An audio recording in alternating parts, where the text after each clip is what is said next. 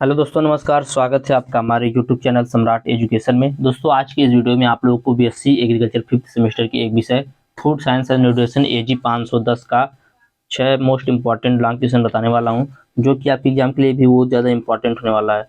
तो आप लोग वीडियो पूरा देखिएगा और वीडियो अच्छा लगे तो वीडियो को लाइक कीजिएगा, चैनल को सब्सक्राइब कीजिएगा। इसको 30 लाइक कम से कम आप लोग कर दीजिएगा आज के दिन। तो चलिए देखते हैं। कल भी आप लोगों का एग्जाम है, आज भी एग्जाम है और परसों भी एग्जाम है, तो लगातार है। तो इसीलिए जिस जिस दिन एग्जाम रहेगा उसी उसी दिन वीडियो बनाया जाएगा, क्योंकि टाइम बहुत कम है। तो चलिए देखते हैं। सबसे पहले पहला क्वेश्चन है, भोजन और खाद्य विज्ञान को परिभाषित कीजिए। भोजन में उपस्थित विभिन्न पोषक तत्वों का संक्षिप्त में वर्णन कीजिए। ठीक है, भोजन क्या होता है और खाद्य विज्ञान क्या होता है, इसको परिभाषित करना है। भोजन में उपस्थित जो भी विभिन्न प्रकार के पोषक तत्व होते हैं उनका संक्षेप में वर्णन करना, मतलब छोटे छोटे शब्दों में वर्णन करना है। तो भोजन वे पदार्थ होते हैं जिसका सेवन मनुष्य और अन्य जीवित प्राणी करते हैं, ताकि उन्हें जीवित रहने और स्वस्थ रहने के लिए आवश्यक ऊर्जा और पोषक तत्व प्राप्त हो सके। ठीक है, भोजन वे पदार्थ होते हैं जिनका सेवन मनुष्य और अन्य जीवित प्राणी करते हैं, ताकि उन्हें जीवित रहने के लिए और स्वस्थ रहने के लिए आवश्यक ऊर्जा और पोषक तत्व प्राप्त हो सके। भोजन में विभिन्न प्रकार के पोषक तत्व होते हैं, जिनमें प्रोटीन, विटामिन, कार्बोहाइड्रेट, वसा और खनिज शामिल होता है। भोजन को विभिन्न तरीकों से तैयार और खाया जाता है, और यह विभिन्न संस्कृति और समाज में महत्वपूर्ण भूमिका निभाता है। तो यह तो हो गया भोजन की बात की भोजन क्या होता है। अब देखेंगे खाद्य विज्ञान की। तो खाद्य विज्ञान भोजन की भौतिक, रासायनिक और जैविक विशेषताओं का अध्ययन है। खाद्य विज्ञान भोजन की भौतिक, रासायनिक और जैविक विशेषताओं का अध्ययन है। मतलब यह भौतिक रूप में कैसा होता है, रासायनिक और जैविक विशेषता क्या है इसका, उसी का अध्ययन करते हैं जब, तो उसको बोलते हैं खाद्य विज्ञान या फूड साइंस। ठीक है, तो खाद्य विज्ञान भोजन की भौतिक, रासायनिक और जैविक विशेषताओं का अध्ययन है। इसमें भोजन के उत्पादन, प्रसंस्करण, संरक्षण, भंडारण और वितरण से संबंधित वैज्ञानिक सिद्धांतों का अनुप्रयोग शामिल होता है। मतलब क्या बोला जा रहा है कि इसमें भोजन के उत्पादन से लेकर उसके प्रसंस्करण, उसके संरक्षण, उसके भंडारण और वितरण से संबंधित जो भी वैज्ञानिक सिद्धांत होते हैं उसका अनुप्रयोग किया जाता है। मतलब भोजन आपको उत्पादन करना है तो उसके लिए क्या प्रोसेसिंग होता है, क्या क्या किया जाता है, उसके बाद उसको हमने भोजन बना लिया तो कैसे संरक्षित करेंगे, उसको कैसे भंडारित करेंगे और उसको कैसे वितरित करेंगे लोगों को, इसके लिए विभिन्न प्रकार के अनुप्रयोग शामिल है, जो कि वैज्ञानिक सिद्धांत के अनुरूप होते हैं। आगे देखते हैं। खाद्य विज्ञान का लक्ष्य सुरक्षित, पौष्टिक और स्वादिष्ट भोजन का उत्पादन करना है।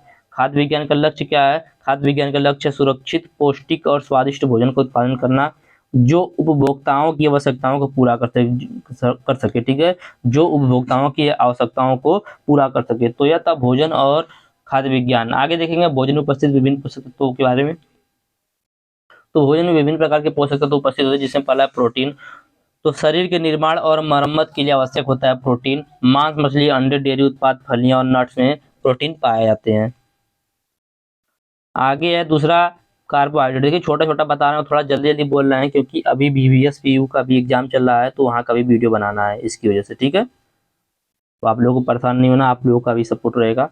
तो कार्बोहाइड्रेट तो शरीर का प्राथमिक ऊर्जा स्रोत, ठीक है, कार्बोहाइड्रेट होता है। अनाज, फल, सब्जी और डेयरी उत्पादों आदि में पाया जाता है कार्बोहाइड्रेट। और तीसरा है वसा, ऊर्जा का भंडारण, शरीर को इंसुलेट करना और हार्मोन और विटामिन के अवशोषण में सहायता करना। यह तेल, नट, बीज और एवोकाडो में पाया जाता है। कौन? वसा। आगे देखते हैं। विटामिन तो शरीर के कई कार्यों के लिए आवश्यक सूक्ष्म पोषक तत्व होता है विटामिन। ठीक है, शरीर के विभिन्न प्रकार के कार्यों के लिए पोषक विटामिन बहुत ही महत्वपूर्ण होता है। यह फल, सब्जी, मांस, मछली और डेयरी उत्पाद आदि में पाया जाता है। अगला है खनिज। तो हड्डियों और दांतों का निर्माण, हृदय गति को नियंत्रित करना और तंत्रिका तंत्र में सहायता कौन करता है? तो खनिज करता है। यह फल, सब्जी, मांस, मछली, डेयरी उत्पाद और नट्स आदि में पाया जाता है। तो यह था विभिन्न प्रकार के पोषक तत्व, इनके बारे में हम लोगों ने देखे। आगे देखते हैं अगला क्वेश्चन। अगला क्वेश्चन है, पशु मूल के खाद्य पदार्थों पर एक निबंध लिखिए। पशु मूल के जो खाद्य पदार्थ होते हैं उन पर निबंध लिखना है। देखने में क्वेश्चन टफ है, लेकिन बहुत ही आसान क्वेश्चन, याद रखिएगा। पशु मूल के खाद्य पदार्थ मतलब ऐसे खाद्य पदार्थ जो पशुओं से प्राप्त होते हैं मूल रूप से, उसको बोलते हैं पशु मूल के खाद्य पदार्थ। ठीक है, तो पशु मूल के खाद्य पदार्थ वे खाद्य पदार्थ होते हैं जो जानवरों से प्राप्त किए जाते हैं। इनमें मांस, मछली, अंडा, डेयरी उत्पाद और शहद शामिल होता है। यह मांस पशु से प्राप्त होता है, मछली भी एक प्रकार का पशु है, अंडा भी पशु से ही प्राप्त होता है, डेयरी उत्पाद जो भी है वो पशु से ही प्राप्त होंगे, और शहद भी एक प्रकार की मधुमक्खी भी पशु के अंडर में ही आ जाएगी। तो ये पशु मूल के खाद्य पदार्थ हैं। ये खाद्य पदार्थ जो जानवरों से प्राप्त किए जाते हैं उसे बोलते हैं पशु मूल के खाद्य पदार्थ। इनमें मांस, मछली, अंडे, डेयरी उत्पाद और शहद शामिल हैं। पशु मूल के खाद्य पदार्थ पोषक तत्वों का एक महत्वपूर्ण स्रोत होते हैं, जिनमें प्रोटीन, वसा, विटामिन और खनिज शामिल होता है। जिनमें प्रोटीन, वसा, विटामिन और खनिज शामिल होता है। आगे देखते हैं इसी में। पशु मूल के खाद्य पदार्थ पर पशु मूल के खाद्य पदार्थ का आगे देखते हैं पोषण संबंधी लाभ। तो प्रोटीन, पशु उत्पाद खाद्य पदार्थ उच्च गुणवत्ता वाले प्रोटीन का एक उत्कृष्ट स्रोत होता है जो शरीर के ऊतकों के निर्माण, मरम्मत और रखरखाव के लिए आवश्यक होता है, जो कि पशु मूल के खाद्य पदार्थों से प्राप्त होता है। अगला है वसा। तो एक खाद्य पदार्थ ऊर्जा का एक महत्वपूर्ण स्रोत प्रदान करते हैं और वसा में घुलनशील ए, डी, ई और के अवशोषण में आवश्यक सहायता करते हैं। अगला है विटामिन और खनिज। तो पशु उत्पाद खाद्य पदार्थ विटामिन B12, आयरन, जिंक और कैल्शियम सहित कई आवश्यक विटामिन और खनिजों का एक समृद्ध स्रोत है। ठीक है, तो विटामिन और खनिज, पशु उत्पाद खाद्य पदार्थ विटामिन B12, आयरन, जिंक और कैल्शियम सहित कई आवश्यक विटामिन और खनिजों का एक समृद्ध स्रोत है। आगे देखते हैं इसका स्वास्थ्य पर प्रभाव। तो पहला है संतुलित आहार का हिस्सा। जब संतुलित आहार का हिस्सा बनते हैं तो पशु उत्पाद खाद्य पदार्थ समग्र स्वास्थ्य और भलाई में योगदान करते हैं। हृदय रोग, हालांकि कुछ अध्ययनों ने लाल मांस और प्रसंस्कृत मांस की खपत और हृदय रोग के जोखिम के बीच संबंध पाया गया है, मतलब थोड़ा सा हृदय रोग पे संबंध मतलब नुकसान करता है। अगला कैंसर। तो कुछ प्रकार के कैंसर विशेष रूप से कोलेरेक्टल कैंसर लाल मांस की खपत से जुड़े हुए हैं। और अगला है मधुमेह। तो टाइप 2 मधुमेह के विकास के जोखिम को बढ़ाने के लिए डेयरी उत्पाद की खपत से कुछ अध्ययनों को जोड़ा, मतलब जहां जहां पर जोड़ा गया वहां पर मतलब इससे नुकसान हो रहा, थोड़ा सा यह समझिएगा आप लोग। ठीक है, अगला क्वेश्चन है जल के बारे में कुछ शब्द लिखिए, शरीर के लिए जल के कार्य और स्रोत बताइए। ठीक है, जल के बारे में कुछ शब्द लिखना है और शरीर के लिए जल के कार्य और स्रोत को लिखना है। तो आप लोगों ने सुना होगा जल जीवन है, जल ही जीवन है और जल ही जीवन का आधार है। तो आप लोग वहां पर इस पॉइंट को लिखिएगा यदि जल के बारे में कहीं पूछा गया तो जल ही जीवन का आधार है, जल के बिना जीवन संभव नहीं है। ठीक है, यह पॉइंट आप लोग थोड़ा सा पढ़ा के लिखिएगा, इसको अंडरलाइन करके बढ़िया से। तो जल ही जीवन का आधार है, जल धरती पर जीवन का आधार है। यह एक ऐसा तरल पदार्थ है जो रंगहीन, गंधहीन और स्वादहीन होता है, मतलब इसमें कोई रंग पाया जाता है, ना कोई गंध पाया जाता है, ना कोई स्वाद पाया जाता है। यह पृथ्वी की सतह का लगभग 71% हिस्सा ढकता है, मतलब आप लोगों ने सुना ही होगा कि हमारे पृथ्वी पर 71% जल है और इसके बाद जो बचता है उस पर वही भूमि है। ठीक है, तो धरती पर जीवन का आधार है जल। यह एक ऐसा तरल पदार्थ है जो रंगहीन होता है, गंधहीन होता है, स्वादहीन होता है। यह पृथ्वी की सतह पर लगभग 71% हिस्सा ढकता है और सभी जीवित प्राणियों के लिए आवश्यक है। जो भी जीवित प्राणी है उनके लिए आवश्यक है, कोई भी जीवित प्राणी हो, चाहे वो पेड़ हो, पौधा हो, कोई जानवर हो, इंसान हो, पक्षी हो, चिड़िया हो। आगे देखते हैं इसी में शरीर के लिए जल का कार्य। तो शरीर के तापमान को नियंत्रित करना। तो जल जो होता है हमारे शरीर के तापमान को नियंत्रित करता है। जब हम लोग कोई काम करते हैं तो पसीना निकलता है, क्यों? क्योंकि हमारे जो शरीर का टेम्परेचर होता है तो वह बहुत बढ़ जाता है, लेकिन पानी जो होता है पसीने की तरफ बाहर निकल जाता है। इससे क्या होता है, हमारे शरीर का जो टेम्परेचर होता है वह समान रहता है। तो पसीने के माध्यम से वाष्पीकरण और शरीर को ठंडा रखता है हमारा शरीर। अगला है पोषक तत्व और ऑक्सीजन का परिवहन। रक्त में मौजूद जल के सभी भागों में पोषक तत्वों और ऑक्सीजन को पहुंचाता है कौन? जल। अगला है अपशिष्ट पदार्थों को बाहर निकालना। मूत्र के माध्यम से शरीर से अपशिष्ट पदार्थों को बाहर निकालता है जल। जोड़ों को चिकनाई देना, तो जोड़ों में तरल पदार्थ घर्षण को कम करता है और गतिशीलता में सुधार करता है। अगला है पाचन सहायता, तो भोजन को तोड़ने और पोषक तत्वों को अवशोषित करने में मदद करता है जल। जल के स्रोत, तो पहला वर्षा। तो जल का प्राथमिक प्राकृतिक स्रोत है वर्षा। अगला है भूजल, तो जमीन के नीचे मौजूद जल, उससे भी हमें जल प्राप्त होता है। अगला नदी, झील, तालाब, प्राकृतिक जल निकाय है ये। अगला ग्लेशियर और बर्फ की चादरें, तो जमे हुए जल का भंडार होते हैं ये। अगला है समुद्र, तो खारा पानी का विशाल भंडार। अगला विक्षेपण, तो समुद्री जल का वाष्पीकरण और बाद में वर्षा के रूप में धरती पर लौटना। तो यह है जल के प्रमुख स्रोत। तो ये 3 क्वेश्चन हो गए। आगे देखते हैं अगला चौथा क्वेश्चन। उम्मीद करते हैं सभी क्वेश्चन आपको समझ में आ रहे हैं। हार्मोन को परिभाषित कीजिए एवं उसकी विशेषता बताइए। तो हार्मोन क्या होता है? रासायनिक रूप से हार्मोन मुक्त स्टेरॉइड या प्रोटीन से भी उत्पन्न पदार्थ होते हैं। ठीक है, हार्मोन सही रासायनिक रूप से हार्मोन जो होते हैं वो मुक्त स्टेरॉइड और या प्रोटीन से भी उत्पन्न पदार्थ होते हैं। हार्मोन को केमिकल मैसेंजर भी कहा जाता है। हार्मोन को क्या कहा जाता है? Chemical messenger. हार्मोन को केमिकल मैसेंजर कहा जाता है।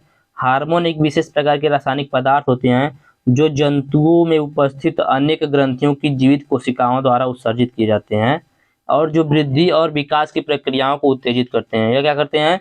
वृद्धि और विकास की जो प्रक्रिया होती है उसको उत्तेजित करते हैं। या वह पदार्थ जो जीवों के किसी भी संभाग में उत्पन्न किए जाते हैं वहां से दूसरे स्थान पर स्थानांतरित कर दिए जाते हैं जहां वे विशिष्ट दैहिक क्रियाओं को प्रभावित करते हैं, उन्हें हार्मोन्स कहते हैं। ठीक है, हार्मोन की विशेषता देखेंगे तो हार्मोन जल में विलय होते हैं जो रक्त के द्वारा एक स्थान से दूसरे स्थान की ओर प्रवाहित होते हैं। हार्मोन क्या होते हैं, जल में विलय होते हैं, जल में घुल जाते हैं, जिससे क्या होता है कि वे एक स्थान से दूसरे स्थान पर प्रवाहित होते हैं। अगला है हार्मोन का अणुभार, हार्मोन कम अणुभार वाले यौगिक हैं जो कम अणुभार के कारण कोशिका की प्लाज्मा झिल्ली से भी गुजर जाते हैं। ठीक है, हार्मोन जो होते हैं कम अणुभार वाले यौगिक होते हैं जो कम अणुभार के कारण कोशिका की प्लाज्मा झिल्ली से भी गुजर जाते हैं। आगे, हार्मोन का संचय शरीर में नहीं होता तो होता है, ये बनते और नष्ट होते रहते हैं। मतलब हार्मोन शरीर में स्टोर नहीं रहता है, यह हमेशा बनता रहता है और नष्ट होता रहता है। अगला है हार्मोन रासायनिक उत्प्रेरक की तरह कार्य करते हैं और शरीर की क्रियाओं की गति को कम या बढ़ा देते हैं। हार्मोन जो होता है यह एक उत्प्रेरक की तरह काम करता है, यह हमारे शरीर की क्रियाओं की गति को कम या बढ़ा देता है। अगला है हार्मोन कार्बनिक उत्प्रेरक है जो ऊतकों में कोएंजाइम की भांति कार्य करता है। हार्मोन क्या है, हार्मोन एक प्राकृतिक उत्प्रेरक है जो ऊतकों में कोएंजाइम की भांति कार्य करता है। आगे देखते हैं अगला क्वेश्चन, मानव शरीर में खनिज तत्व के महत्वपूर्ण कार्य। तो खनिज तत्व शरीर के लिए आवश्यक पोषक तत्व होते हैं जो विभिन्न महत्वपूर्ण कार्यों को करने में महत्वपूर्ण भूमिका निभाते हैं। ये शरीर के वजन का केवल 4% हिस्सा बनाते हैं, लेकिन इनका प्रभाव बहुत बड़ा होता है। जो मानव के शरीर में खनिज तत्व होते हैं, शरीर के कुल वजन का, जैसे आपका शरीर 50 किलो का है तो उसमें 50 किलो का सिर्फ 4% हिस्सा ही इनका होता, यह बनाते हैं, लेकिन फिर भी बहुत ही बड़ा रोल होता है इनका। तो खनिज तत्व के कुछ प्रमुख कार्य को देखते हैं। पहला, हड्डियों और दांतों का निर्माण और मरम्मत। तो कैल्शियम और फास्फोरस हड्डियों और दांतों का मुख्य घटक होते हैं। मैग्नीशियम भी हड्डियों के स्वास्थ्य के लिए महत्वपूर्ण होता है। आगे, मांसपेशियों और तंत्रिकाओं के कार्य में सहायता। तो कैल्शियम और मैग्नीशियम मांसपेशियों के संकुचन और तंत्रिका संकेतों के संचार में महत्वपूर्ण भूमिका निभाते हैं। सोडियम और पोटेशियम तंत्रिका तंत्र के कार्य के लिए भी आवश्यक होते हैं। आगे देखते हैं, रक्त के थक्के बनने और रक्तस्राव को रोकने में मदद के लिए।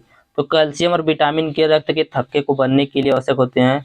लोहा जो होता है आयरन हीमोग्लोबिन का एक महत्वपूर्ण घटक होता है जो ऑक्सीजन को शरीर में ले जाने के लिए जिम्मेदार होता है। अगला है प्रतिरक्षा प्रणाली को मजबूत करना, इम्यूनिटी सिस्टम को बढ़ाना। तो जस्ता और सेलेनियम जो होता है यह इम्यूनिटी प्रणाली के लिए बहुत ही आवश्यक होता है। अगला है ऊर्जा उत्पादन में सहायता। तो मैग्नीशियम और फास्फोरस ऊर्जा उत्पादन प्रक्रिया में महत्वपूर्ण भूमिका निभाते हैं। आगे देखते हैं इसी में, शरीर के तापमान को नियंत्रित करना। तो सोडियम और पोटेशियम शरीर के तापमान को नियंत्रित करने में मदद करते हैं। और जल भी, द्रव संतुलन बनाए रखना। तो सोडियम और पोटेशियम शरीर में द्रव संतुलन को भी बनाए रखते हैं। तो ये 5 क्वेश्चन तो मैंने आप लोगों को बता दिए। 5 क्वेश्चन आप लोगों को कुछ ना कुछ जरूर समझ में आ गया होगा, कुछ ना कुछ अब नहीं बहुत कुछ समझ में आ गया होगा। आगे देख लेते हैं थोड़ा सा विटामिन क्या होता है। तो ऑक्सीजन, जल, कार्बोहाइड्रेट, प्रोटीन, वसा तथा अनेक अकार्बनिक लवणों के अतिरिक्त बहुत से कार्बनिक पदार्थ जंतुओं के जीवन, वृद्धि तथा स्वास्थ्य के लिए आवश्यक होते हैं। इन कार्बनिक पदार्थों को आहार सहायक कारक या विटामिन कहते हैं। ठीक है, मैंने क्या बताया, ऑक्सीजन, जल, कार्बोहाइड्रेट, प्रोटीन, वसा तथा अनेक अकार्बनिक लवणों के अतिरिक्त बहुत से कार्बनिक पदार्थ जंतुओं के जीवन, वृद्धि तथा स्वास्थ्य के लिए अति आवश्यक होते हैं। इन कार्बनिक पदार्थों को आहार सहायक कारक या विटामिन कहते हैं। आहार में विटामिन की कमी या अनुपस्थिति से शरीर में बहुत प्रकार के नाना प्रकार के रोग उत्पन्न हो जाते हैं जिन्हें अभाव रोग कहते हैं, जिन्हें डिफिशियंसी डिजीज कहते हैं। फ्रैंक ने सन 1912 में इन पदार्थों को जीवन में महत्व होने और स्वभाव में एमिनो यौगिक समझने के कारण विटामिन कहा। ठीक है, विटामिन क्या होता है, विटामिन एक प्रकार का बोल सकते हैं कि हमारे शरीर को स्वस्थ रखने के लिए उपयोगी होने होता है। तो यह था विटामिन के बारे में थोड़ा सा। आगे देखते हैं, थोड़ा सा एक क्वेश्चन और देखेंगे, दूध की सामान्य विशेषता बताना है, थोड़ा सा देख लीजिएगा। तो दूध के मूल संघटक जैसे पानी, वसा, प्रोटीन, लैक्टोज और खनिज जो कि विभिन्न प्रकार के दूध के मूल संघटक होते हैं। विभिन्न प्रजातियों के दूध में समानतः ये कई जैसे संघटक शामिल होते हैं, किंतु इनके विविध संयोजन और विशेषताओं में थोड़ा सा अंतर होता है। ठीक है, दूध संघटकों को मुख्यतः 3 समूहों में नामतः पापनी, वसा और ठोस गैर वसा में बांटा गया है। दूध में औसतन 87% पानी, 3.9% वसा, 4.9% लैक्टोज और 3.5% प्रोटीन और 0.7% खनिज, विटामिन और अन्य संघटक होते हैं। जुगाली करने वाले पशुओं जैसे गाय, भैंस, बकरी का दूध मानव उपयोग के लिए आदर्श रूप से उपयुक्त होता है और मनुष्यों के मूलभूत दैनिक आहार की जरूरतों को पूरा करता है। तो यह जो मैंने 5-6 क्वेश्चन बताया आप लोगों के एग्जाम के लिए बहुत ज़्यादा इंपॉर्टेंट है। उम्मीद करते हैं क्वेश्चन आपको अच्छे समझ में आएंगे। वीडियो अच्छा लगा तो वीडियो को लाइक कीजिएगा, कम से कम 30 लाइक होगा, उसके बाद ही कल आप लोगों का वीडियो अपलोड कर दिया जाएगा। वीडियो अच्छा लगा तो वीडियो को लाइक कीजिएगा, चैनल को सब्सक्राइब कीजिएगा, अपने दोस्तों का शेयर भी जरूर कीजिएगा। धन्यवाद, जय हिंद।